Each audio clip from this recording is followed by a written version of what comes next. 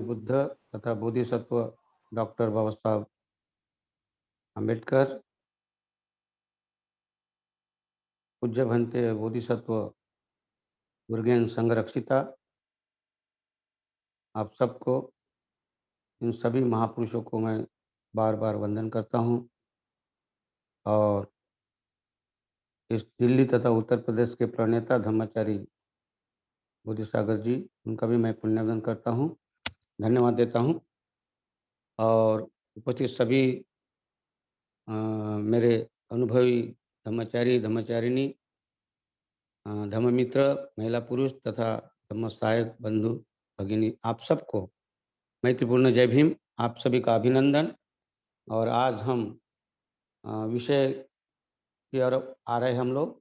विषय है कि जीवन में कर्म को नैतिक संस्थान का आधार मानना, ये धम्म है। इस प्रकार का आज का विषय है।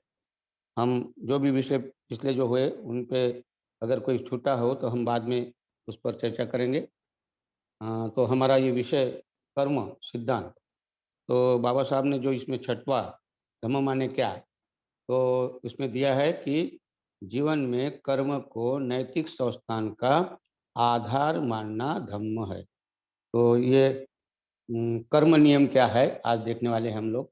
कर्म नियम हो सकता है थोड़ा ज़्यादा समय लग सकता है, लेकिन कोशिश करेंगे हम इसको थोड़ा देखने की।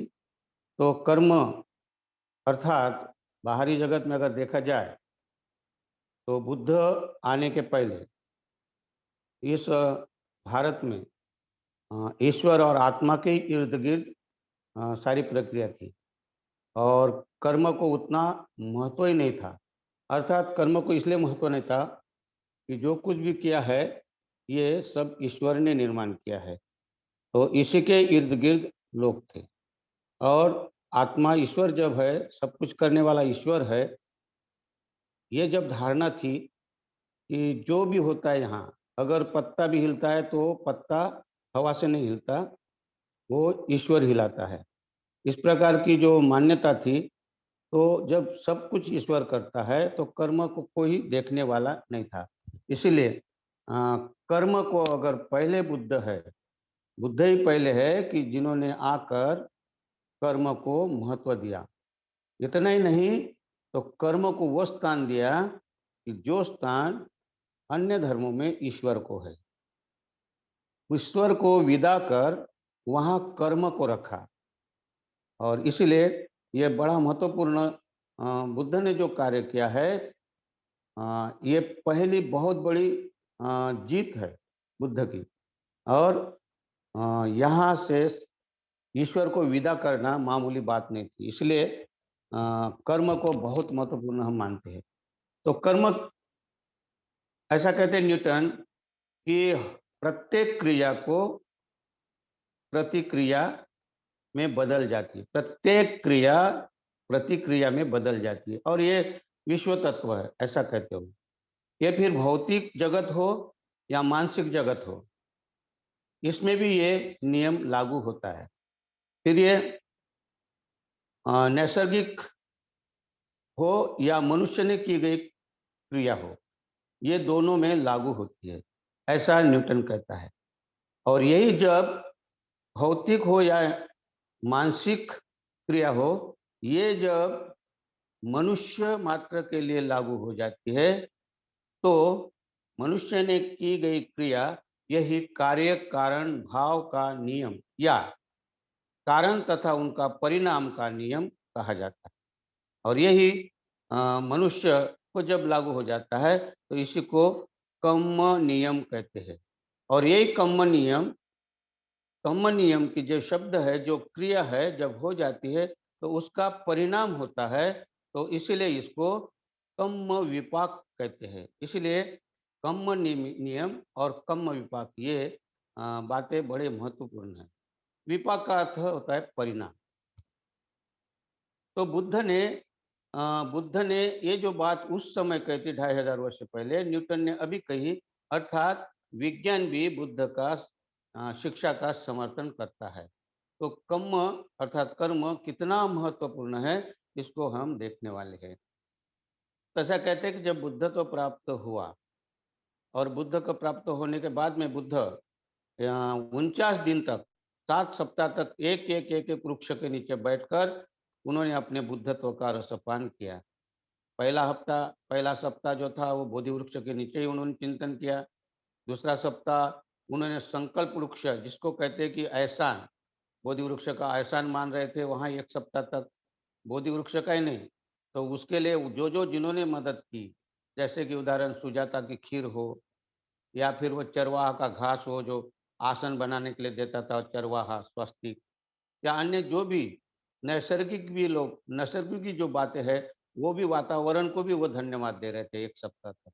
इस प्रकार तीसरा तीसरा सप्ताह उन्होंने चक्रमण के लिए किया और चौथा सप्ताह जिसकी जो कार्य कारण भाव जिसको हम कहते हैं प्रतीत्य समुत्पाद, इतना सारवान सिद्धांत जिसको नहीं समझने के कारण लोग ईश्वर के पीछे पड़ते हैं।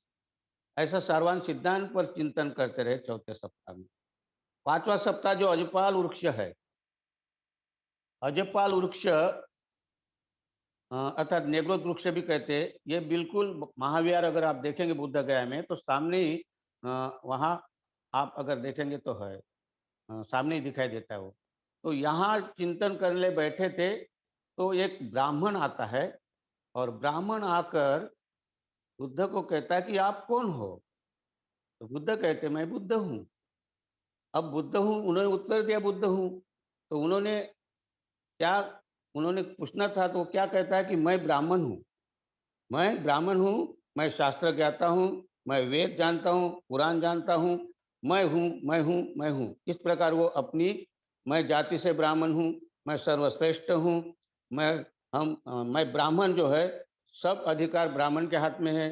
तो इस प्रकार का वो अपने बारे में मैं सभी गोत्र से क्षत्रिय वैश्य शूद्रों से श्रेष्ठ ब्राह्मण जाति होती है, इस प्रकार का वो अपने बारे में बुद्ध को बताने लगा। अब हम जानते ही तो एक में श्लोक में ब्राह्मण का कितना वर्चस्व रहता है, वो एक श्लोक में मैं आपके सामने बताना चाहता हूँ। तो देवाधीनं जगत सर्वा, देखिए कैसा लिखा इन्होंने शास्त्र। देवाधीनं जगत सर्वा मंत्राधीनं च ते दैवतं ते मंत्राः ब्राह्मणाधीनं च सो ब्राह्मणं मम दैवतं। क्या कहते हैं कि देवाधीनं जगत सर्वा, ये जगत अर्थात ये दुनिया, ये संसार, ये संसार ईश्वर के अधीन है, अर्थात देवाधीनं अधीन, ईश्वर के अधीन ये सारा संसार है, सारी दुनिया है। और वो ईश्वर मंत्राधीनं च ते दैवत, वो ईश्वर मंत्रों के अधीन है, अर्थात मंत्रों का गुलाम है। ते मंत्राः ब्राह्मणाधीनं च, और वो मंत्र ब्राह्मणों के अधीन है, अर्थात वो मंत्र ब्राह्मण के गुलाम है। तो ब्राह्मणं मय मम दैवतं, इसलिए ब्राह्मण श्रेष्ठ है, ब्राह्मण ही हमारा ईश्वर है, सर्वेश्वर है। इसलिए ब्राह्मण जो कहता है कि अगर किसी को नरक में जाना है तो नरक में भेज सकता है, जिसको स्वर्ग में भेजना चाहता है उसको स्वर्ग में भेजता है। इसलिए ब्राह्मण श्रेष्ठ है। देखिए कितनी अपनी लिखने की उन्होंने ये किया कि ब्राह्मण को कितना श्रेष्ठ बताया। ईश्वर ईश्वर जो ईश्वर का जो गुलाम है संसार, वो ईश्वर मंत्र का गुलाम है। मंत्र जो है ईश्वर गुलाम है, तो मंत्र जो है ये ब्राह्मणों के गुलाम है और इसलिए ब्राह्मण श्रेष्ठ है। इस प्रकार की अपना वो ब्राह्मण अपने आप को कितना श्रेष्ठ कहता है। तो बुद्ध को ये बताने लगा कि मैं ऐसा हूँ, मैं, लेकिन बुद्ध ने बताया कि मैं बुद्ध हूँ, उसके ऊपर उन्होंने कुछ कहा नहीं। क्या होता है बुद्धत्व, किसको कहते बुद्धत्व, बुद्ध माने क्या? अगर ये पूछता तो शायद बुद्ध बता देते, लेकिन बुद्ध ने पूछा। देखिए अहंकार कितना है कि मैं हूँ, तुम कौन हो? बुद्ध हो, लेकिन होंगे तुम बुद्ध, लेकिन मैं ब्राह्मण हूँ, मैं जाति से बड़ा हूँ, मैं श्रेष्ठ हूँ। तो बुद्ध क्या कहते हैं, उनके सुन लिए। जब वो सुन लिए उनको बुद्ध ने, और उसके बाद में फिर कहते बुद्ध, हे ब्राह्मण, न जच्चा वत्सलो होती, न जच्चा होती ब्राह्मणों। बुद्ध कहते क्या कहते हैं, न जच्चा वत्सलो होती, न जच्चा वत्सलो होती, अर्थात जन्म से कोई भी नीच नहीं होता, न जच्चा होती ब्राह्मणों, और जन्म से कोई ब्राह्मण भी नहीं होता। हाँ, ये सूत्र निपात की गाथा है। सूत्र निपात में आती है गाथा, न जच्चा वत्सलो होती, न जच्चा होती ब्राह्मणों, कमुना वत्सलो होती, कमुना होती ब्राह्मणों। अर्थात कर्म से ही नीच होता है और कर्म से ही ब्राह्मण होता है। अर्थात कर्म कैसे होना चाहिए? श्रेष्ठ होना चाहिए।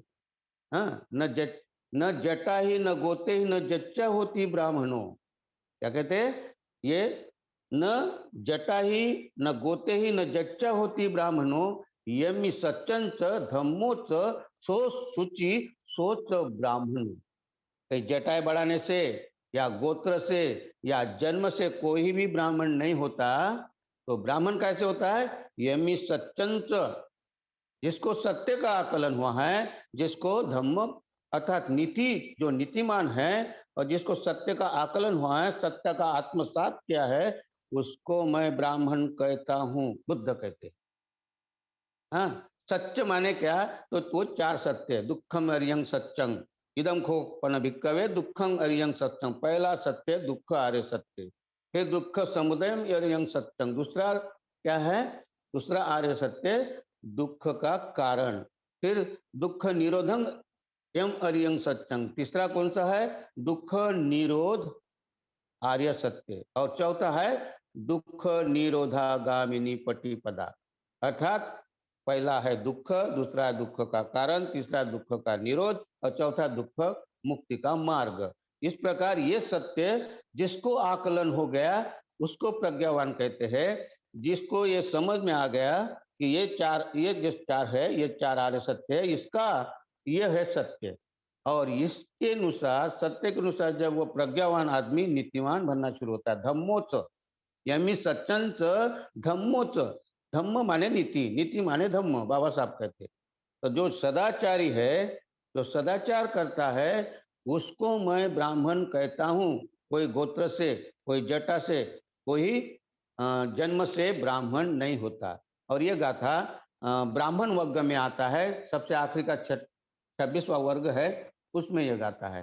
तो इस प्रकार बुद्ध उनको कहते हैं कि हे ब्राह्मण, जो कोई भी है वो जन्म से नीच नहीं होता और जन्म से ब्राह्मण भी नहीं होता, मतलब श्रेष्ठ भी नहीं होता। तो श्रेष्ठ कर्म के अनुसार होता है। तो इसीलिए कर्म को कितना महत्व बुद्ध देते हैं, तो ये हमें कर्म देखना पड़ेगा। तो ऐसे कर्म चार मुद्दों में आपके सामने मैं रखने की कोशिश करूंगा। कर्म, तो पहला मुद्दा है, कर्म दो प्रकार के होते हैं। एक तो अकुशल कर्म होते हैं और दूसरे कुशल कर्म होते हैं। तो ये दो प्रकार का पहला मुद्दा है, कुशल कर्म और अकुशल कर्म, दो प्रकार। अब कुशल कर्म भी वजनदार होते हैं, बहुत बड़े बड़े होते हैं, और अकुशल कर्म भी अगर करेंगे तो बड़े बड़े वजनदार होते हैं। तो इसमें जिस प्रकार आप कर्म करोगे तो वो वजनदार कर्म भी कर सकते हैं। जैसे अकुशल वजनदार कर्म, जैसे मर्डर, खून आदि करते हैं, ये वजनदार कर्म है। कुशल कर्म में वजनदार कर्म जैसे कि हम ध्यान करते हैं, तो ये वजनदार कर्म है। तो इस प्रकार कर्म दो प्रकार के बताए हैं, चाहे कुशल और दूसरा अकुशल, दो कर्म बताए। तो पहला मुद्दा बुद्ध कहते हैं कि कर्म ये है।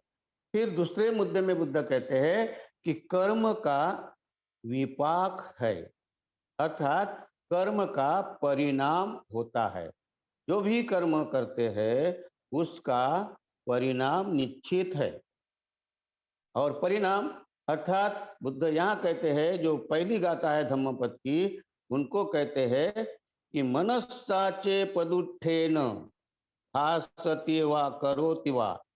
अगर मन सदोष मन से, अर्थात दोषपूर्ण मन से कोई कर्म करते हैं या कार्य करते हैं या बोलते हैं तो दुख होता है। मनस्साचे पदुत्थेन मतलब दूषित दूषित कर्म से दुख होता है। और मनस्साचे प्रसन्नेन हासति वा करोति वा। अगर आप अच्छे मन से, निर्दोष मन से कर्म करते हैं, कृति करते हैं या बोलते हैं तो उसका सुख मिलता है। हाँ, और सुख ऐसा मिलता है कि वो छाया की तरह, मतलब अपनी परछाई की तरह वो अपना पीछा करता है सुख। कभी साथ न छोड़ने वाली छाया, कभी साथ न छोड़ने वाली परछाई, इसी प्रकार कभी भी सुख आपका साथ नहीं छोड़ता जब आप निर्दोष मन से कर्म करते हैं। और दुख से क्या कहते हैं, दुख मनवेति चक्क व वह तो पदम। जिस प्रकार बैलगाड़ी का जो चक्का है वो जिस प्रकार बैलों के पैरों का पीछा करता है, उसी प्रकार दुख आपके पीछे हो लेता है, बुद्ध कहते हैं। तो ये जो है, तो बुद्ध यहाँ क्या इशारा करते हैं कि अगर आपने अच्छा कर्म किया तो उसका परिणाम अच्छा ही है, सुख की तरफ ले जाने वाला है। यदि संग वपते बीजं तादिसं हरते फलं।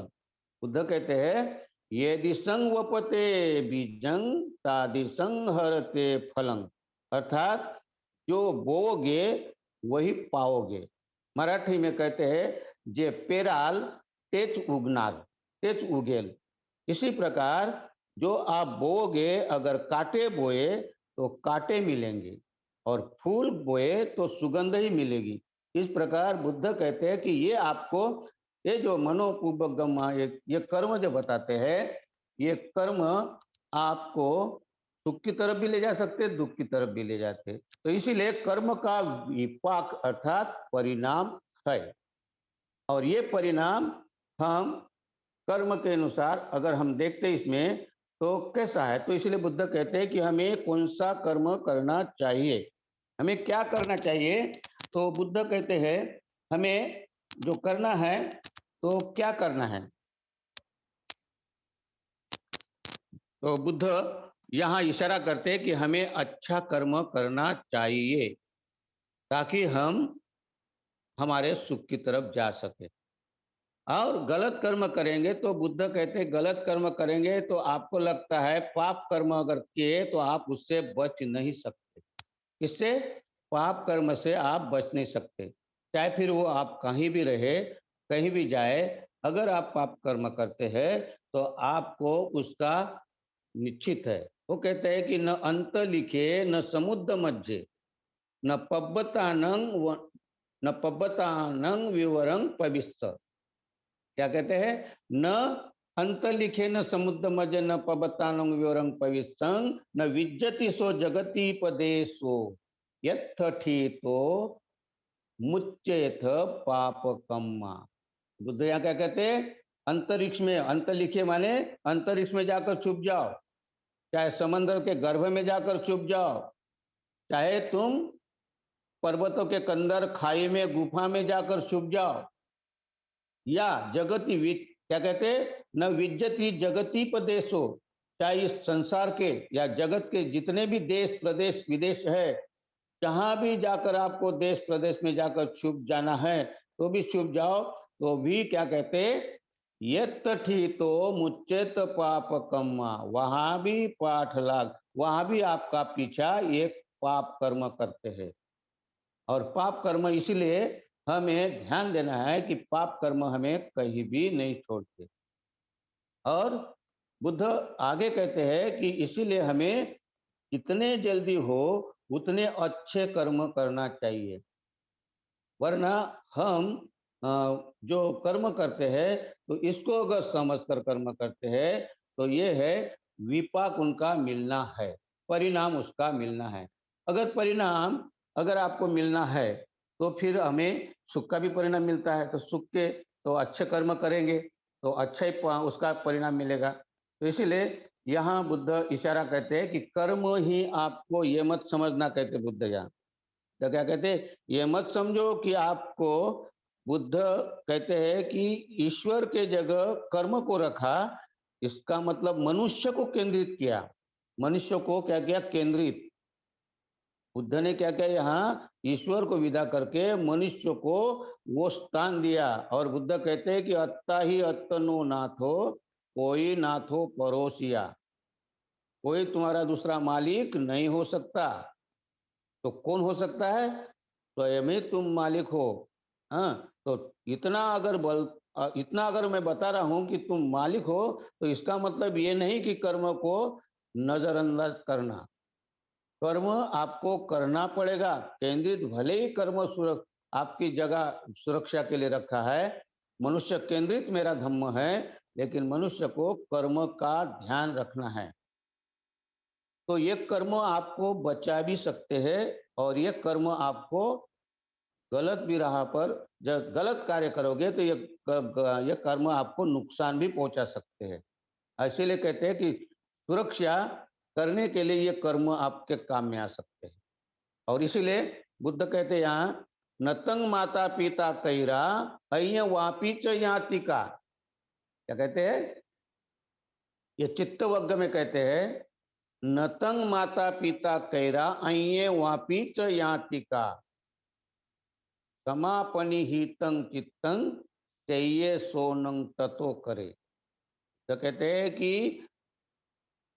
आपके जो कर्म है, तो ये कर्म माता पिता भी सुरक्षा नहीं दे सकते आपको।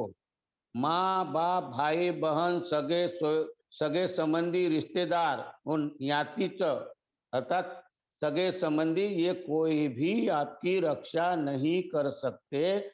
जितनी आपकी ये रक्षा नहीं कर सकते उससे कहीं ज्यादा समापनी हितं चित्तं से ये सोनंग ततो करे। से ये सो माने श्रेष्ठ। हाँ न, और श्रेष्ठ अर्थात सबसे अच्छा अगर आपकी रक्षा करता है तो समापनी हितं चित्तं। समापनी हितं चित्तं माने सन्मार्ग पर लगा हुआ चित्त जितनी आपकी सुरक्षा, जितने अधिक आपकी सुरक्षा करते हैं उससे कोई ना माँ ना बाप ना भाई बहन कोई भी आपकी रक्षा नहीं कर सकता। तो इतना बुद्ध कहते हैं कि इतना महत्वपूर्ण कर्म है कि कर्म ही आपको अपने सारे रिश्तेदार से श्रेष्ठ है। इसलिए अच्छा कर्म करो, ये बुद्ध कहते हैं। कुशल कर्म करो, नहीं तो दिशो दिशंग यंतं कैरा। क्या कहते फिर? नहीं तो दिशो दिशंग यंतं कैरा वेरी वापन वेरी नंग।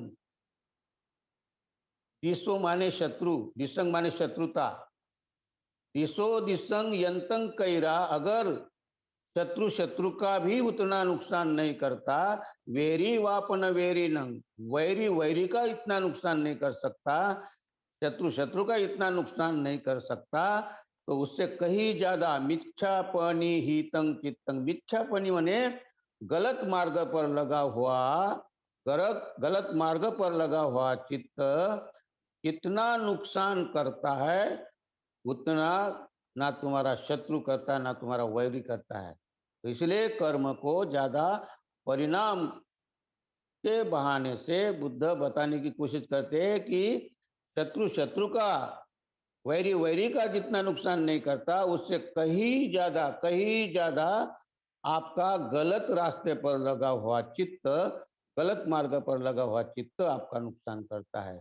इसलिए बुद्ध कहते हैं कि त्वरा करो, त्वरित करो, कर्म करना है तो निकल पड़ो, वरना कर्म आपको कब अच्छा कर्म करते करते पाप में ढकेल देगा आपको पता नहीं चलेगा। इसलिए आप जितने जल्दी हो, कोई पाप वग्गम में कहते हैं, क्या कहते हैं, पहली गाथा है उसमें, अभितरेत कल्याणे, अभितरेत कल्याणे पापा चित्तं निवारये। अभितरेत में जल्दी से जल्दी, अभितरेत अर्थात जितना जल्दी हो सके उतना जल्दी आपके मन को पुण्य की तरफ लगाओ, कुशल कर्म की तरफ लगाओ। क्या कहते हैं? अभितरेत कल्याण, अगर आपका कल्याण करना है, आपको अच्छा सुख निर्माण करना है, तो आपका कल्याण के लिए अभितरेत कल्याण जल्दी से करो। जितना कल्याण करना है तो पुण्य कर्म करके अपना कल्याण करो, मंगल करो। नहीं तो क्या कहते, पापा चित्तंग निवारे, और जो पाप से मुक्ति पाओ। पापा चित्तंग निवारण कर माने पाप से मुक्ति पाओ। अगर आप यहाँ देरी किए तो इसलिए बोलते ददंग ही करो तो पुण्यंग। अगर आपने जल्दीबाजी नहीं की पुण्य कमाने के लिए, क्या कहते ददंगी मैंने जल्दी से जल्दी, अगर आपने जल्दी नहीं की पुण्य कमाने के लिए तो पापस्मी रमतो मन, पापस्मी रमतो मनो, मतलब ये पाप जो है, ये पाप कब पुण्य करते करने के नाम से कब घेर लेगा आपको, कब आपको पाप की ओर ले जाएगा, तो आपको पता ही नहीं चलेगा। और आपको लगेगा कि मैं तो अच्छा कर्म करने जा रहा था और बीच में ये कैसा हो गया।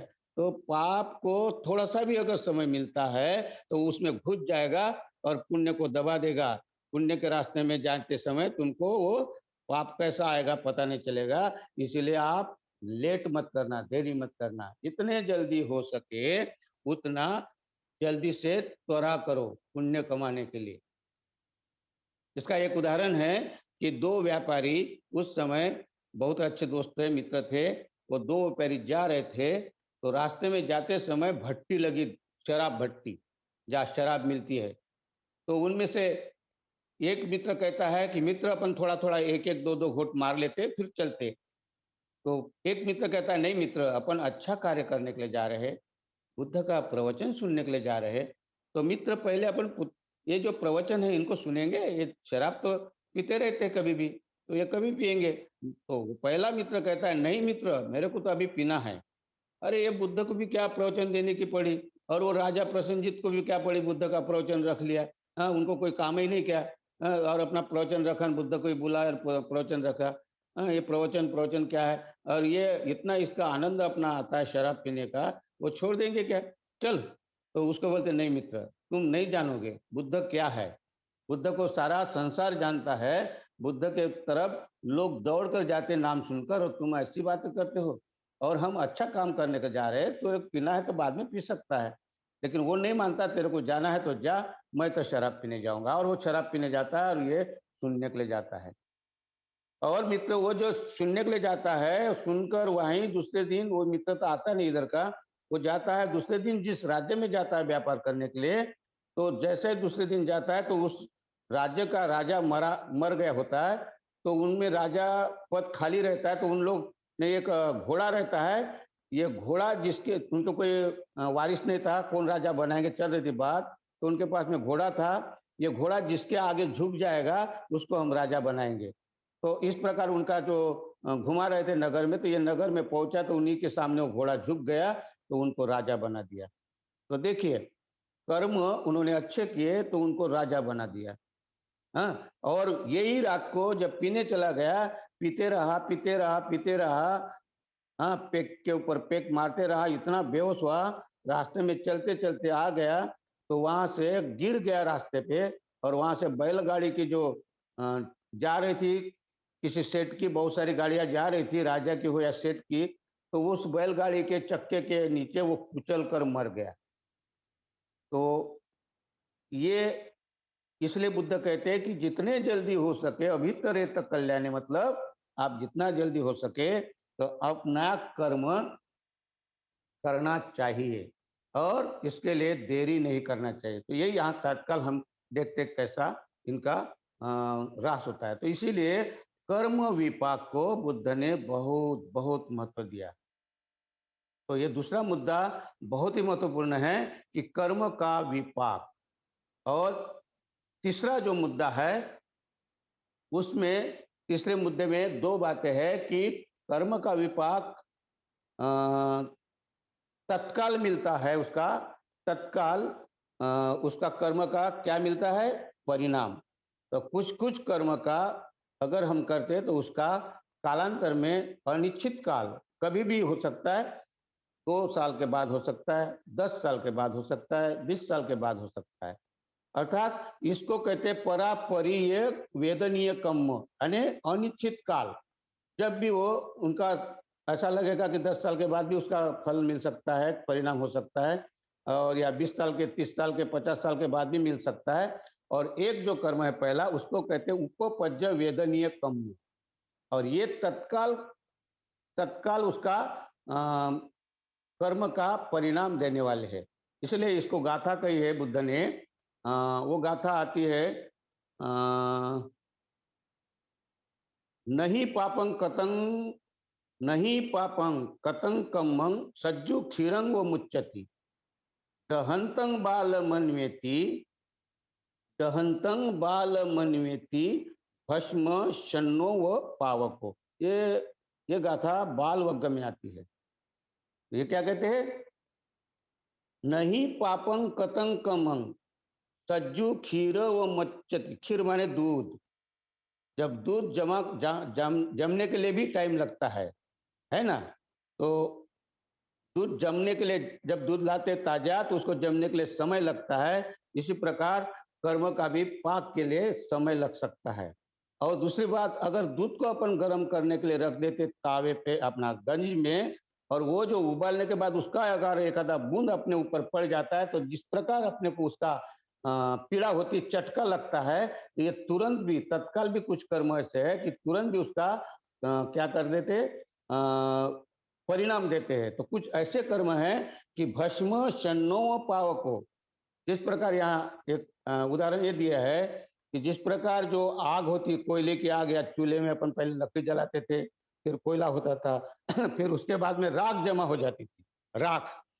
और राख सफेद राख होती है, तो हमें ऐसा लगता है कि इसमें अभी आग नहीं, लेकिन उसे कोयले का जो गरम गरम जो, उसको मराठी में नीवा कहते हैं, नीवा, और हिंदी में उसको अंगार कहते हैं। तो वो कोयले की अंगार अंदर रहती है, लेकिन जैसा ही अपन पैर रखते हैं तो हमें लगता कि पैर में जलता है, तब पता चलता कि इसके अंदर आग है। तो इसी प्रकार बुद्ध कहते हैं कि कुछ ऐसे कर्म हैं कि वो कालांतर में उनका परिणाम होता है। कभी भी होता है, तुरंत भी हो सकता है, 2 दिन के बाद हो सकता है, 10 साल के बाद, 20 साल के, 50 साल के बाद भी होता है। तो इसके एक उदाहरण तत्काल कर्म कैसे कैसे होते हैं, तो एक छोटी सी कहानी है, और वो कहानी आपने भी सुनी है। मैं बहुत बार बताते रहता हूँ कहानी, और ये मैंने मेरे पिताजी से भी सुनी थी और धम्मपद में भी आती है। तो ये कहानी, एक शिकारी अपने कुत्तों के साथ में शिकार करने जाता है। शिकार करने के लिए जाता है, तो रास्ते में एक पेड़ के नीचे बुद्ध का भिक्षु ध्यान करते हुए दिखाई देता है। वो ध्यान करे बैठा है पेड़ के नीचे, रास्ता वहां से जा रहा है उसका आगे। शिकारी ने देखा बैठा है भिक्षु, आगे चला गया शिकारी अपने कुत्तों के साथ, लेकिन जहां शिकार करने के लिए गया वहां उनको शिकार नहीं मिली। वो दिन में उसको शिकार नहीं मिली, तो वो नर्वस होकर, नाराज होकर, निराश होकर वापस लौट रहा था। जैसे ही वापस लौट रहा है, तो फिर से बुद्ध का भिक्षु, जो भिक्षु है वहां टहल रहा था, वो पेड़ के नीचे चक्रमण कर रहा था, घूम रहा था। तो इसने उधर से आते समय भी भिक्षु को देखा। तो भिक्षु को जैसे ही देखा तो उसके मन में बहुत बड़ी बुरी बात उठ गई कि ये भिक्षु को देखकर मुझे आज, इसको अगर देखा नहीं रहता तो मेरे को शिकार मिलती, मगर ये भिक्षु को मैंने देखा, इसीलिए मेरे को आज शिकार नहीं मिली। तो ये भिक्षु क्या है, मनहूस है, और इस मनहूस के कारण मुझे शिकार नहीं मिली, तो इसको रहने का कोई अधिकार नहीं, इसको तो मारना ही पड़ेगा, मार डालेंगे, क्योंकि इसके कारण मेरा धंधा नहीं चला। तो इसीलिए अपने कुत्तों को छोड़ देता है, कुत्तों को छोड़ देता है। भिक्षु टहलते टहलते देखता है भूख भूख कर रहे हैं कुत्ते, तो वो टहलते टहलते, अरे भाई शिकारी भाई, अरे कुत्तों को संभाल, ऐसा बोलते हैं, कुत्ते आ रहे हैं, कुत्ते तो उन्होंने छोड़े हैं। और वो फिर कुछ समझ में नहीं आता, तो वो जो भिक्षु तो झाड़ के ऊपर चढ़ता है। जैसा वो पेड़ के पहली शाखा में चढ़ता है, तो कुत्ते वहां नीचे आकर भो भो कर रहे हैं, लेकिन कुत्ते तो ऊपर चढ़ नहीं सकते। और तभी उनका शिकारी जो कुत्ते के पीछे पीछे आता है, जब कुत्ते वहां खड़े हैं और शिकारी आया, तो फिर भिक्षु कहता है कि हे शिकारी भाई, ये भाई, ये कुत्तों को संभाल, ये कुत्तों को संभाल। तो वो क्या कहता है शिकारी, अपने तरकस में अपने चौके से तीर बाण निकालकर उसके पैरों को टोचना शुरू करता है, और कहता है कि अब तू कैसा बचता है मैं देखता हूँ, अब तू कैसा बचेगा मैं देखता हूँ। और उसको टोच रहा पैर को, और ये बोलता है, अरे शिकार भाई, मैंने तेरा क्या बिगाड़ा, मैंने तेरा क्या, भाई मेरे क्यों मार रहे हो, क्यों, तो कुत्ते को भी शांत शांत नहीं कर रहे हो और मेरे को मार रहे हो क्यों? नहीं, तू अब कैसा बचता है यही देखता हूँ, ये यही कर रहा, ताकि वो मारने के लिए पीछे लगा उसके। और ऐसे ही उसके इधर उधर पैर करते करते, इधर उधर पैर करते करते, बोलते बोलते, उनका जो चिवर था, हाथ पैर हिलाते हिलाते उनका चिवर भिक्षु का नीचे गिर गया ढीला होकर। वो चिवर जो गिर गया वो उस शिकारी के ऊपर गिर गया, और शिकारी पूरी तरह वो चिवर से ढक गया। कुत्तों को लगा कि अपना शिकार यही है, मालिक ने जिस पर छोड़ा था यही शिकार है। तो इस शिकार को शिकारी समझकर, शिकार समझकर उस कुत्ते उस अ, अपने शिकारी अपने मालिक के ऊपर टूट पड़े। काट खाए और वहीं मर गया। तो इसीलिए ये तत्काल, जिसने कहते हैं, क्या कहता है, जिसने गड्ढा खोदा वही गड्ढे में गिरा है, ये तत्काल फल उसको मिला है। और फिर ये बुद्ध उनके पास में, बुद्ध के पास में जाते हैं और ये घटना बताते हैं। तो बुद्ध फिर कहते हैं कि आदमी ऐसे होता है, यो अपदुट्टस्स नरस्स दुस्सति। क्या कहते बुद्ध यहाँ, यो अपदुट्टस्स नरस्स दुस्सति, हाँ, शुद्धस्स पोषस्स अनंगनस्स तमेव बालं पच्चेति पापं सुखुमो रजो पटिवातं व खित्तो। खित्तो माने फेंकना, पटिवात माने हवा से, और रजो माने बारीक कण, धूल, जिसको हम रजो, रजो माने धूल, छोटी छोटी, जो हम मराठी में गागरा कहते हैं, हाँ, या धूल।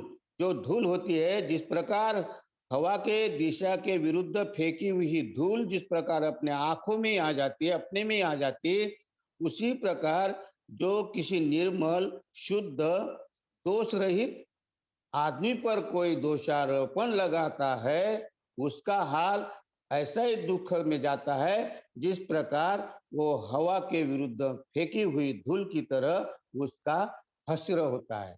इस प्रकार बुद्ध इस गाथा से भिक्षुओं को समझाते हैं। इसलिए हमें किसी के ऊपर दोषारोपण नहीं लगाना चाहिए। इस प्रकार बुद्ध की शिक्षा। तो क्या कहते हैं यहाँ, तत्काल कर्म मिला उनको, उसने इसका गलत सोचा और उन्होंने क्या किया कि उनको उनका क्या मिला, फल मिला, परिणाम मिला। इसको बोलते तत्काल कर्म। और दूसरा जो है, जो कालांतर में कभी भी वो मिल सकता है, उसको कहते हैं कि देर सवेर। और इसमें आपको बहुत सारे उदाहरण मिलेंगे। अगर आपने मान लीजिए आज अगर कुछ पैसा जमा किया बैंक में, 5,000 10,000 रुपये बैंक में जमा किया, तो 20 साल के बाद अगर आप निकालोगे तो आपको याद भी नहीं रहेगा कि मैंने पैसा जमा किया, और हो सकता है याद भी रह सकता है। तो वो जब आप देखेंगे 20 वर्ष के बाद में उसकी पूंजी आपके साथ में 1 लाख लाखों के ऊपर मिलती है। तो ये भी तात्कालिक, जो कर्म अच्छा करोगे तो उसका अच्छा ही फल मिलेगा, अगर कर्म बुरा किए तो उसका परिणाम बुरा ही होगा। ये बुद्ध यहाँ ये 2 बातें कहते हैं कि तात्कालिक कर्म और जिसको कहते हैं कि अपरापरीय वेदनीय कर्म, अर्थात कालांतर में देने वाले कर्म। इसमें और भी आप देख सकते हैं। एक उदाहरण मुझे याद आ गया कि वो आपने पिक्चर देखा होगा बागवान। बागवान में अमिताभ बच्चन बागवान में है, और वो एक अनाथ बच्चों को मदद करता है। और मदद करने के बाद, वो अनाथ बच्चों को मदद करने के बाद वो तो भूल भी जाता है कि मैंने मदद किया होगा। लेकिन कुछ वर्षों के बाद में ऐसी समय आती, इसकी परिस्थिति थोड़ा उस समय अच्छी नहीं रहती, उनके बच्चे से भी दूर होता है। तो उस समय उसको कार चाहिए था, वो कार, तो कार नहीं ले सकता था, तो धक्के भी खाता मैनेजर से। लेकिन उसी समय वो लड़का पहुंचता है जिसको उन्होंने अनाथ अनाथ को पालन किया था, वही अनाथ बच्चा मिलकर उनको कार खरीद कर देता है, और उनका इतना सम्मान करता है, आदर सत्कार करता है दोनों का, पति पत्नी का। तो उतना बच्चे भी नहीं करते। तो ये एक प्रकार का ये परिणाम, यहाँ अच्छे काम किए तो उनको कालांतर में 10 साल या 20 साल के बाद में उसका फल मिलता है, बुरा हो या अच्छा हो, जो भी है। इस प्रकार ये कर्म ऐसे ही हमें कार्य करते हैं। और उसके बाद में है चौथा कर्म, जिसको कहते हैं चौथा मुद्दा है। उस मुद्दे के पहले हम पहुंचने के पहले,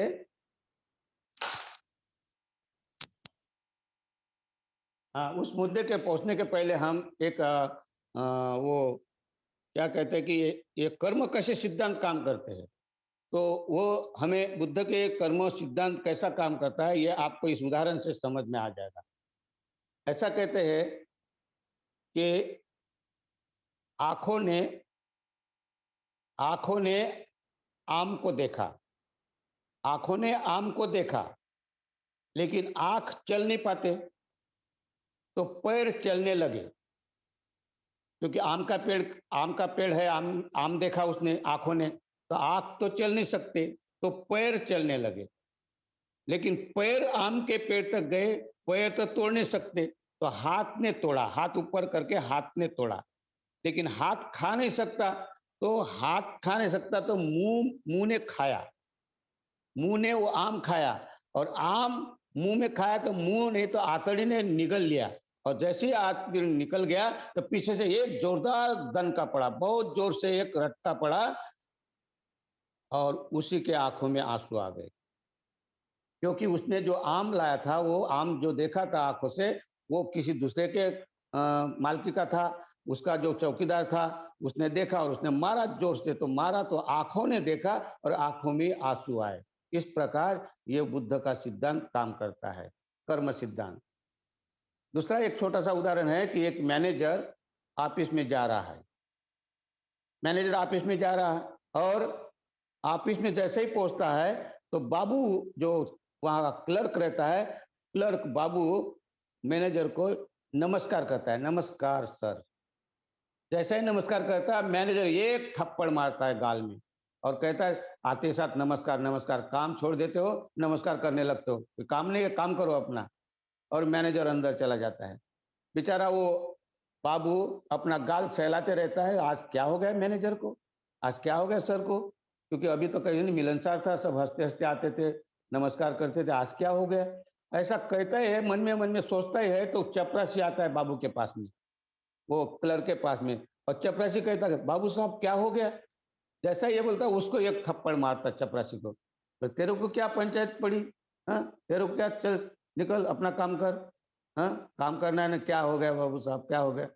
चपरासी भी समझ में आया, बाबू ने मेरे को क्यों मारा, इतना अच्छा बाबू, ये चपरासी को बड़ा ये लगने लगा कि ये क्या हुआ। जब वो चपरासी अपना गाल सहलाता चला गया तो बहुत गुस्से में था, अब करता क्या, क्योंकि बाबू है वो बड़ा है, तो अपना गुस्से में ही रहा और जल्दी से घर चला गया। जैसे ही घर चला गया तो पत्नी क्या कहते, अरे अरे आप जल्दी कैसे आ गए, तो एक थप्पड़ मारती, पत्नी को मारता हो एक थप्पड़, और कहता है जल्दी से आ गए, क्या हो गया जल्दी आ गए, तो आ नहीं सकता क्या, आते साथ चाय बनाना चाहिए, तो नहीं नहीं, क्यों जल्दी आ गए, क्यों जल्दी आए, और एक थप्पड़ उसको भी मार दिया। अब पत्नी को भी लगा बाबा इनको क्या हो गया, आज तक मेरे पति देव ने मारा नहीं, और आज कैसा क्या मारा।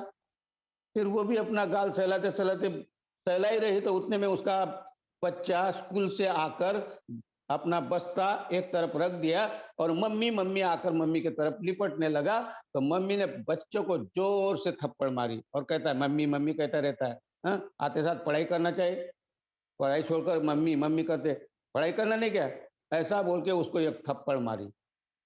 बच्चों को लगा मम्मी आते साथ कितनी प्यार करती थी, हाँ पप्पी लेती थी और खाना देती, जो भी चाय नाश्ता देती थी ना, आज क्या हो गया मम्मी को, तो वो भी रोते रोते बाहर निकलने लगा। उसको भी लगा, जैसे ही बाहर निकलने लगा तो बाहर एक कुत्ता था, तो इसको इसको गुस्सा तो था, तो उसने अपना गुस्सा किसके ऊपर निकाला, कुत्ते के ऊपर निकाला, कुत्ते को जोरदार लात मारी। बेचारा कुत्ता रोते रोते रोते रोते गेट के बाहर गया, और बाहर जाकर एक आदमी जा रहा था, उस आदमी को काट दिया, और जिस आदमी को काट दिया वो आदमी वही था मैनेजर, जिस मैनेजर ने बाबू को थप्पड़ मारी थी। तो इस प्रकार ये सिद्धांत काम करता है कर्म का। इसलिए ये कर्म हमें, इस प्रकार के कर्म हमें कैसे काम करते हैं, बुद्ध ने इसी प्रकार के कर्म की बात की है। हाँ तो इसी प्रकार ये जो तीसरा चौथा मुद्दा है, इसमें हम अभी देखने वाले हैं। चौथा मुद्दा है अहोसी कर्म। अहोसी कर्म का मतलब सही देखा जाए तो अहोसी कर्म ही देखकर मैं बुद्ध को पसंद करने लगा, क्योंकि ये जब मैं अहोसी कर्म को पढ़ा हूँ तो मुझे सही में देखा जाए तो बुद्ध पसंद आने लगे कि बुद्ध ने कितनी अच्छी संधि दी है, हम लोग बहुत ही अच्छी संधि दी है। तो अहोसी कर्म में होता है, ऐसा कहते हैं ये कर्म अगर हमने कर्म वजनदार कर्म किए, वजनदार मतलब अच्छे कुशल वजनदार कर्म किए, कुशल अच्छे कर्म अगर वजनदार कर्म करते हैं, तो उस वजनदार कर्म के प्रभाव से जो छोटे मोटे जो कर्म होते वो दब जाते हैं, वो ढीले हो जाते हैं। कुछ कुछ कर्म का थोड़ा सा प्रभाव तो होता ही है, उसका कर्म का विपाक तो होता है, परिणाम तो होता है, लेकिन ऐसे बहुत से कर्म हैं वो ढक जाते हैं, अर्थात वो नष्ट हो जाते हैं और कुछ ढीले हो जाते हैं। तो यहाँ हमें चांस है, बुद्ध या हमें अवसर देते हैं, क्योंकि अगर आपने अच्छे कर्म किए तो छोटे-मोटे कर्म आपके क्या होता है, नष्ट हो जाते हैं। तो अहोसी कर्म उसको कहते हैं। तो वजनदार कर्म हमें करना चाहिए। वजनदार कर्म अगर करते रहे तो निश्चित ही हम आगे बढ़ सकते हैं, विकास हो सकता है। तो वजनदार कर्म, ये कर्म का बताने के समय वजनदार कर्म कौन से है ये बताने के पहले मैं 7 प्रकार के कर्म होते हैं। तो 7 प्रकार के कर्म अर्थात पहला कर्म है वजनदार कर्म। फिर वजनदार कर्म आप अकुशल भी कर सकते हैं और कुशल भी कर सकते हैं, लेकिन हमें क्या करना है, कुशल करना है। तो लेकिन वजनदार कर्म कुशल भी होते हैं और अकुशल भी होते हैं। तो सबसे पहले वजनदार कर्म है। दूसरा जो प्रकार है उसको कहते हैं आदतीय कर्म, आदत के अनुसार करने वाले कर्म। तीसरे जो है मदतीय कर्म, मदद करते। चौथे होते हैं पुनर्उत्पादन कर्म और पांचवा होता है अवशेष कर्म। छठवें होते हैं विनाशकारी कर्म और सातवें होते हैं छठवें होते हैं प्रतिरोधात्मक कर्म और सातवें होते हैं विनाशकारी कर्म। इस प्रकार 7 प्रकार के कर्म को जहाँ तक मैं पढ़ा हूँ, हो सकता है ज़्यादा भी हो सकते हैं, लेकिन ये जो 7 प्रकार के कर्म हैं, ये इसी में हम लोग कर्म करते रहते हैं। तो पहले वजनदार कर्म अर्थात ये जो वजनदार कर्म है, ये हम अकुशल भी कर सकते हैं और कुशल भी कर सकते हैं, लेकिन हमें वजनदार अगर कर्म किए तो ये जो 4 कर्म है इसके बीच के कौन से, आदतीय, आदत के कारण हम लोग ये कर्म करते हैं। आदत के कारण कैसे काम करते हैं हम लोग, आदत के कर्म जब करते हैं तो हम ये समझे आदत के कर्म कि हमको एक प्रकार की आदत सी पड़ी रहती है। किसी को चिड़-चिड़ करने की आदत रहती है, किसी को बड़बड़ करने की आदत रहती है, किसी को गाली गाली देने की आदत रहती है, किसी को चुगली करने की आदत रहती है, हाँ, किसी को चिड़चिड़ापन करने की आदत रहती है, किसी को नशापान करने की आदत रहती है। हाँ, इस प्रकार की आदतें बहुत सारी है। चुगली, चाहड़ी, हाँ, निंदा, चिड़चिड़ापन, ताने मारना, हाँ, ये सबको अगर जोड़ा जाए तो ये आदतीय कर्म में हम पता ही नहीं चलता कि हम हमारा स्वभाव बन जाता है और ये स्वभाव के अनुसार हम इसमें फंस जाते हैं। बहुत बहुत बार उनको मार भी खाना पड़ता है ऐसे स्वभाव वाले को, लेकिन उसकी आदत ही नहीं जाती और इसीलिए इसी में लगे रहते हैं। इसको दिल्ली के तरफ के जो लोग हैं, उत्तर प्रदेश के लोग इसको बोलते हैं रायता फैलाना। ये रायता फैलाने का ही काम करते रहते हैं। हाँ, तो इसी प्रकार ये जो आदतीय कर्म बड़े खतरनाक होते हैं, हमें बर्बाद कर देते हैं, लेकिन आदत नहीं जाती, तो इसको बोलते हैं आदतीय कर्म। दूसरे कर्म है मदतीय। अगर मदद करना है, कोई भी गलत काम के लिए मदद करते हैं किसी को, कोई भी अगर किसी को मारना है तो मदद कर, चल रहे 2 मिलकर मारेंगे, 3 मिलकर मारेंगे, तो मदद करने के लिए जाते हैं। तो मदतीय कर्म भी ये जो स्वयं करता है उससे भी जो मदद करने वाला रहता है, इसलिए कि भी खतरनाक होते हैं मदद के कर्म। और हम देखेंगे किसी को समर्थन करते रहते हैं, हाँ, किसी को कोई मारते समर्थन करते, किसी को जैसे कि अभी हमारे यहाँ जो लॉ निर्माण हो रहा है, क्या संविधान के खिलाफ सब हो रहा है, उनके कुछ लोग समर्थन कर रहे हैं, उनको क्या कर रहे हैं, मदद कर रहे हैं। हाँ, एनआरसी ऐसे-ऐसे जो नियम निकल रहे हैं, ये क्या है, इसमें जो लोग मदद करते हैं तो ये मदद करने वाले ये मदतीय कर्म होते हैं। इसी प्रकार तीसरा जो पुनर्नि इसमें मदतीय कर्म में बहुत सारे आप समझ सकते हो। पुनर्उत्पादन में मतलब वो बार-बार करना, वही कर्म बार-बार करना। अगर आपने बोला कि अब नहीं ये काम नहीं करूँगा मैं, लेकिन दूसरे दिन वैसा ही करना, फिर वैसा ही करना, इस प्रकार हम उसी में उलझे रहते हैं। त्रिरत्न बौद्ध महासंघ यहाँ बहुत अच्छी आपको संधि देता है। अगर आप धम्ममित्र है, हाँ, तो धम्ममित्र या कोई रेगुलर सहायक है, जो शिविर करते हैं सहायक, बहुत ही रेगुलर है, ध्यान करने आते हैं, और मैं मित्र बनने के प्रोसेस में है, मित्र बनते हैं, मित्र है, तो वो उनके लिए के ये जो है त्रिरत्न बौद्ध महासंघ ब्रह्मचारी हो या सहायक हो, मित्र हो, उनके लिए एक संधि निर्माण करता है। यहाँ पाप देशना करने करते हैं हम लोग, और यहाँ पाप देशना करने से हम कल ऐसा नहीं करेंगे, इस प्रकार के हम पाप देशना करते हैं। पाप देशना में हम एक कबूली देते हैं कि हम ये कर्म कल से नहीं करेंगे, और इसीलिए त्रिरत्न बौद्ध महासंघ में एक बड़ी अच्छी संधि है। जब मित्र है तो बहुत सारे मित्रों को जो जीएफआर में जो प्रोसेस में उनको पता होगा कि हम वहाँ पाप देशना करते हैं। पाप देशना का अर्थात कि हम कबूली करते हैं यहाँ कि हम अ, कल से या आज से अभी ये काम नहीं करेंगे। जैसा कि कोई भी काम हो, अगर आप में कोई एक आधी बुराई है, किसी को मान लो सिगरेट पीने की आदत है या बुराई है, तो वो कहता है कि कल से मैं सिगरेट नहीं पीऊँगा, तो वो फिर उसके ऊपर चलता है। जो भी ऐसी बातें, जो भी खाने की, पीने की, जो भी है रहने की, गाली-गलौज करने की, तो वो कहता है कि ये मैं काम करता हूँ। तो यहाँ एक संधि है। तो प्रयत्न बौद्ध महासंघ अर्थात पूज्य भंते संघ रक्षित जी ने जो ये बहुत ही अच्छा हमें संधि दी है, उनका मैं पुण्यवादन करता हूँ। और आप भी मित्र है, तो जल्दी से मित्र बन सकते हैं। सहायक जो है, जल्दी मित्र बनिए और गहराई से धम्म को जानिए, तो आपको वहाँ पाप देशना करेंगे। अब ये पाप देशना बोलने से कई लोगों को ऐसा लगता होगा कि ये पाप देशना कहाँ का शब्द है? पाप देशना कहाँ से आया है? तो उसके ऊपर मत जाइए। पाप देशना का अर्थ होता है कबूली करना, कबूल करना। और ये आचार्य शांतिदेव के इसमें आपको बोधिचर्या अवतार में आपको मिलेगा ये पूजा का। तो इसमें भी अगर आपको लगता है कन्फ्यूजन हो सकता है कभी, तो मैं आपको कहता हूँ त्रिरत्न वंदना में हम क्या कहते हैं? त्रिरत्न वंदना में हम कहते हैं उत्तम मंगेन वंदेहं पाद पंसु वरुत्तमं धम्मं च द्विधं वरं संगं च त्रिविधोत्तमं, है ना? बुद्धे यो खलितो धम्मे यो खलितो संगे यो खलितो दोषो संघो खमतु तम्ममं। ये गाथा क्या कहती है?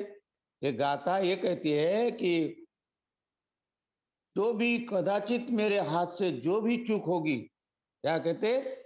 कदाचित मेरे हाथ से जो भी, वो तो जो आचरण करने वाले होते हैं वो लोग, जो आचरण करते, फिर धर्मचारी हो, धर्ममित्र हो, ये जो आचरण करते-करते उस स्टेप पर पहुँचते, तब वो कहते हैं कि मैं तो आचरण कर रहा हूँ, लेकिन यदा कदाचित मुझसे छोटी सी छोटी भी अगर चूक होती है, गलती होती है, तो बुद्ध मुझे माफ करे और मैं उत्तम अंगे न वंद्यं, मैं ऐसे उत्तम अंगों से परिपूर्ण ऐसे बुद्ध को, धम्म को, संघ को याचना करता हूँ, शरण जाता हूँ, याचना करता हूँ। यदा कदाचित मेरे साथ मेरे से कोई गलती होती है, तो बुद्ध, धम्म, संघ मुझे माफ करे और मैं ऐसी चूक फिर से नहीं करूँगा। ये अर्थ इसका होता है।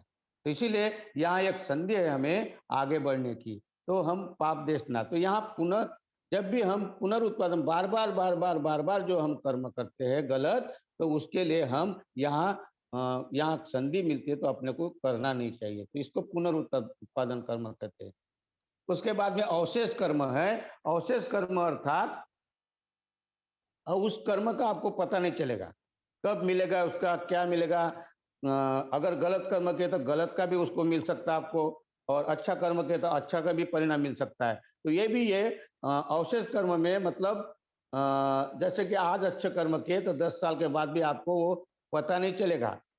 कैसा नहीं पता चलेगा? तो एक उदाहरण के लिए छोटा-सा उदाहरण, अगर मान लो आपने आज 1000 रुपए किसी से लिया, 1000 रुपए लिए और फिर दिया नहीं आपने, उसका दिया नहीं, फिर घुमाते रहे उनको और फिर वो एरिया भी छोड़कर चले गए और फिर 1 साल हो गया, 2 साल हो गए, 4 साल, भूल गए आप भी और वो भी भूल गया। 10 साल हो गए, 12 साल हो गए, 15 साल हो गए। उसके बाद फिर जहाँ रहते आप किसी से और भी आपकी मित्रता होती है और इधर-उधर से और कोई आपको 10,000 रुपए माँगता है, तो आपको उस समय याद ही नहीं रहता, तो वो 10,000 रुपए आप उसको देते आए देगा करके।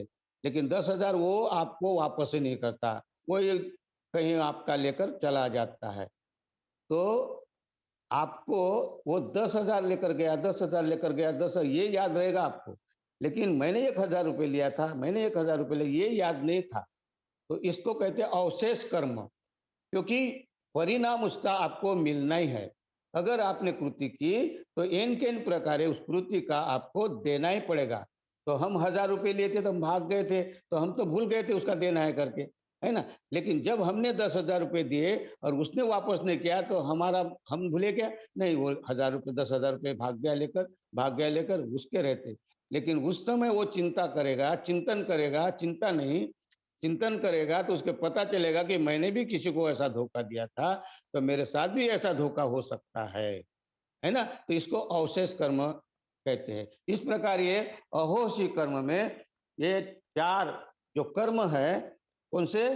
आदतीय, मदतीय और दूसरे पुनरुत्पादन और चौथा अवशेष। ये 4 कर्म जो है, ये कर्म अगर आपने वजनदार कर्म किए, अहोसी कर्म में कहते हैं, अगर आपने वजनदार कर्म किए, ध्यान, पूजा, आचरण, तो ये कर्म करने से, और कर्म बताऊंगा वजनदार में, तो ये कर्म करने से आपके जो ये जो 4 कर्म है ढीले पड़ जाते हैं। उसका कुछ परिणाम तो हो सकता है, लेकिन उतना परिणाम नहीं होगा। ये ढीले हो सकते हैं या कुछ कर्म दब जाते हैं, मतलब वो नष्ट हो जाते हैं।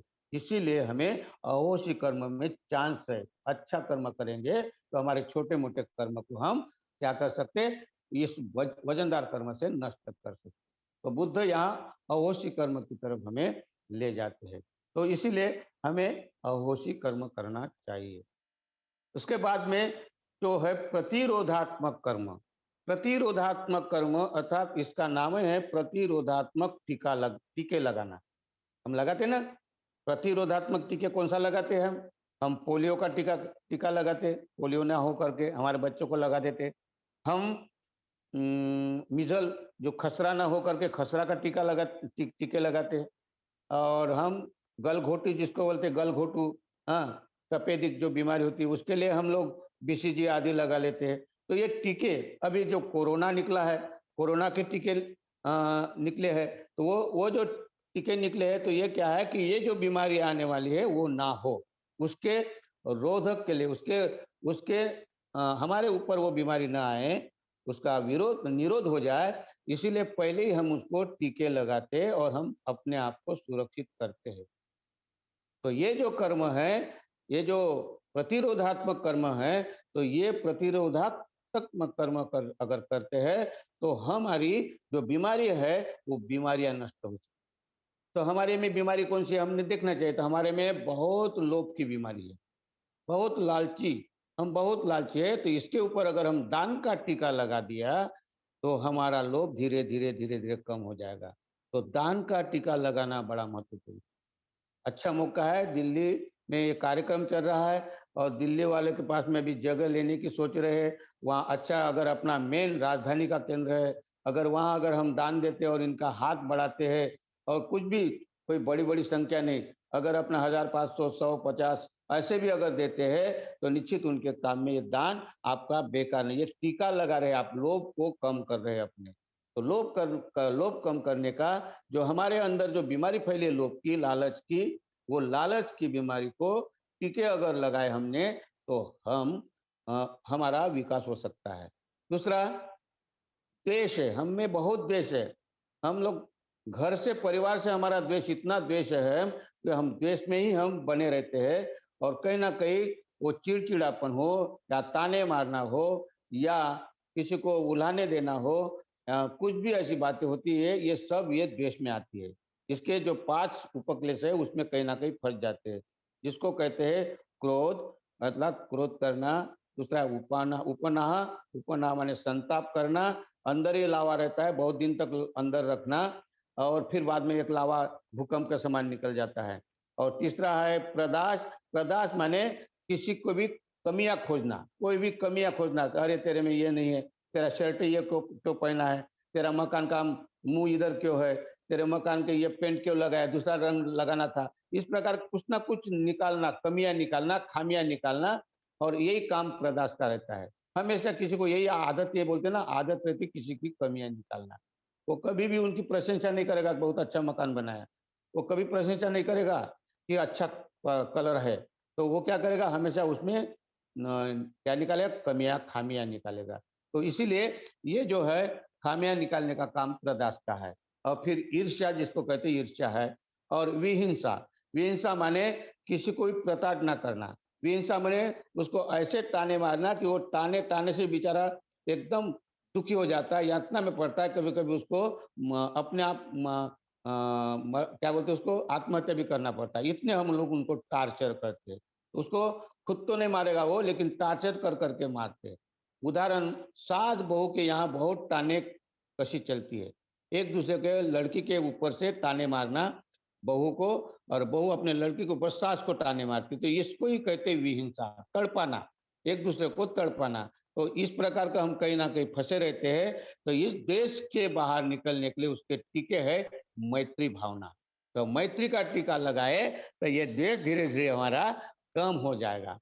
और फिर हम संभ्रम में रहते हैं, भ्रम में रहते हैं, ये करूं कि वो करूं, हाँ इसके पास जाओ कि उसके पास जाओ, इस देवी के पास माथा टिकाओ कि उस देवी के पास, वहां जाकर उसकी पूजा करो कि ये करूं। इस प्रकार हम बहुत सारे हमारे संभ्रम रहते हैं, अर्थात ये अज्ञानता अज्ञानता की है ये सब। तो भ्रमित रहते हैं, और हम भ्रमित संभ्रमित रहते हैं, और अपने मन से कोई भी निर्णय नहीं लेते, और हम जो जैसा कहता है उसमें रहते हैं। तो इसके ऊपर एक टीका है प्रज्ञा का टीका। तो प्रज्ञा का टीका अगर लगाए तो आपके संग्रम दूर हो जाएंगे। प्रज्ञा का टीका अगर लगाओगे तो आप भ्रमित नहीं हो पाओगे और अविद्या से बाहर निकल जाओगे। इसी प्रकार ये दान का टीका, मैत्री का टीका और ये प्रज्ञा का टीका, ऐसे ये टीके आपको कहाँ मिलेंगे? ये टीके उस दवाखाने में मिलेंगे जिस दवाखाने का नाम है त्रिरत्न बौद्ध महासंघ। यहाँ शिविरों के माध्यम से और धम्म वर्गों के माध्यम से, चर्चा के माध्यम से, यहाँ प्रत्येक केंद्र ये एक प्रकार का दवाखाना है। आदमी को बनाने का दवाखाना, आदमी को स्वस्थ बनाने का, आदमी के मन को स्वस्थ बनाने का दवाखाना ही है त्रिरत्न बौद्ध महासंघ। संपूर्ण भारत में ही नहीं तो संपूर्ण विश्व में इनकी 58 देशों में शाखाएं है इस दवाखाने की, त्रिरत्न बौद्ध महासंघ की।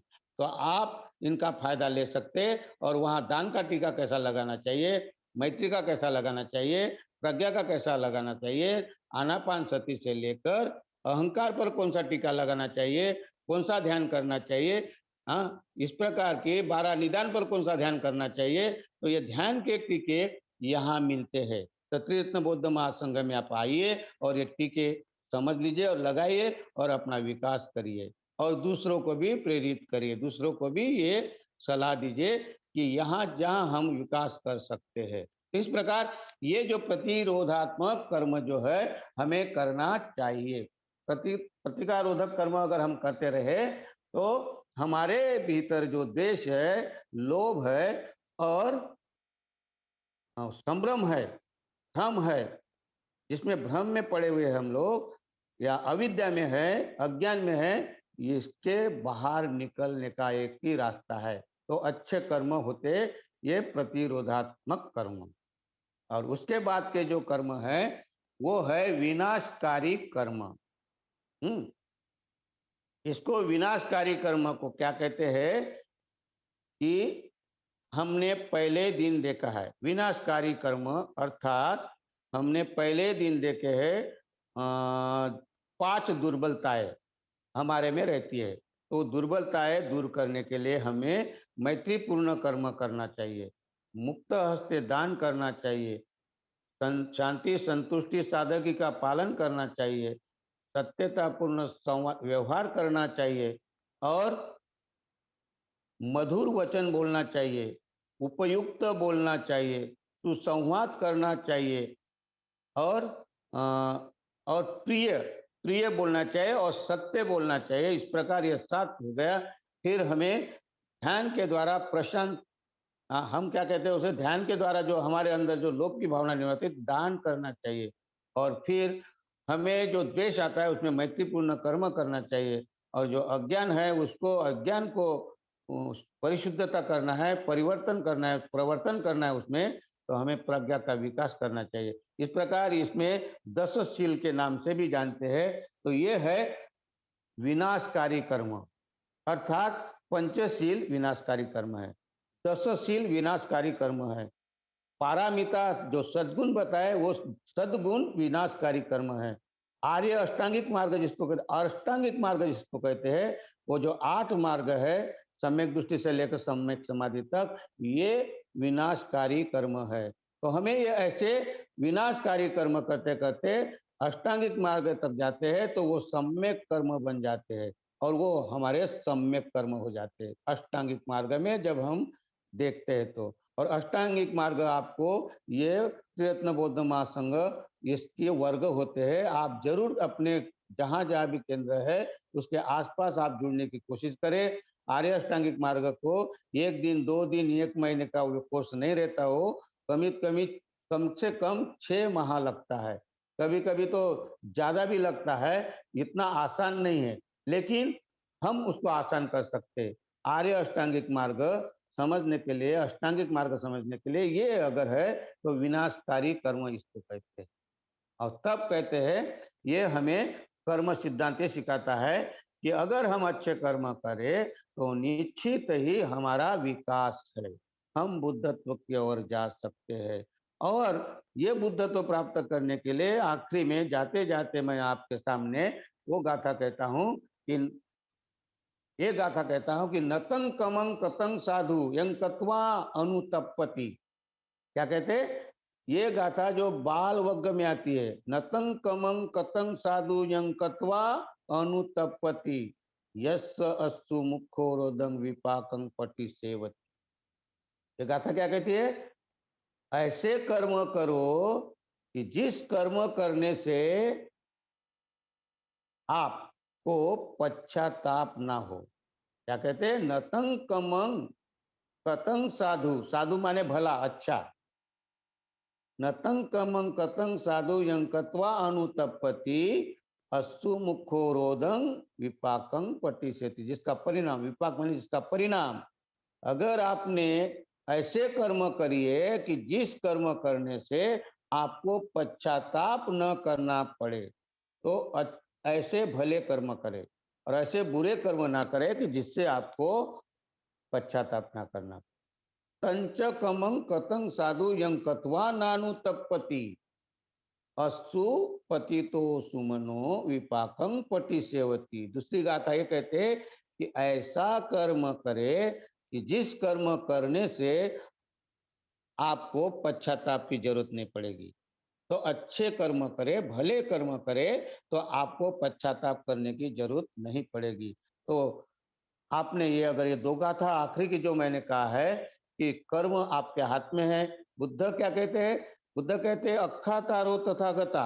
बुद्ध कहते हैं मैं केवल बता रहा हूं, मैंने जो अनुभव लिया हूं, अक्खा तारो तथागता तुम में ही किच्चंग आत्तपंग। आत्तपंग माने प्रयास करना, किच्चंग माने कृति करना। तो कृति, कौन सी कृति करना है? इसके लिए आप प्रयास करोगे तो प्रयास किसको करना है? तुम्हें ही किच्चंगात्तपंग, आपको ही अच्छी कृति करने के लिए प्रयास करना है। तथागत तो केवल बताते हैं। तथाकल क्या कहते हैं? बताते हैं, ये अनुभव अपने बताते हैं, लेकिन आपको कोई ऐसे आशीर्वाद नहीं देते कि मैं हाथ घुमाया और आपके कर्म ये ठीक होंगे। नहीं, बुद्ध कहते मैं बताया हूँ, मार्गदाता हूँ। तो इसीलिए हमें अगर ये अगर हमको आप ये कर्म अगर अपने सुधारेंगे तो निश्चित ही हमें कर्म सिद्धांत धीरे धीरे धीरे धीरे समझ में आ जाएगा। और बुद्ध का जो कर्म सिद्धांत है वो बुद्ध ने उस समय 62 प्रकार के लोग थे, 62 संप्रदाय थे। कितनी मशक्कत करनी पड़ी होगी बुद्ध को उस समय। हाँ, समझाते समझाते एक ब्राह्मण को कर्म सिद्धांत बताया तो एक ब्राह्मण को ही नहीं बताया, ऐसे कितने ही ब्राह्मणों को बताया। और उस समय 62 प्रकार के संप्रदाय थे, पंथ थे, उनको समझाने के लिए, क्योंकि उस समय ईश्वर और आत्मा ही इर्द गिर्द घूम रहा था, कर्मकांडी घूम रहे थे, तो बुद्ध को कितनी मशक्कत करनी पड़ी होगी। इसलिए कहते हैं बिना कारण कोई किसी के विरुद्ध नहीं होता, बिना कारण कोई किसी के विरुद्ध नहीं होता। अब रही जाति, तो जाति से कोई भी अशुद्ध नहीं होता। अरे कुछ कुछ तो कमियां रह गई होंगी इन धर्मों में, वरना महलों का राजकुमार कभी बुद्ध नहीं होता, महलों का राजकुमार कभी बुद्ध नहीं होता। तो बुद्ध ने कितनी मशक्कत की होंगी हम लोगों के लिए बनाने के लिए। इसी प्रकार बाबा साहब ने भी हमारे लिए कितनी मशक्कत की है, कितने कहां से कहां तक ला दिया है। ऐसा कहते हैं कि भारत में हम गरीबों का रखवाला न होता। हाँ, क्या कहते हैं? भारत में हम गरीबों का एक ही तो था रखवाला, और सारी दुनिया में उन्हीं का है बोलबाला।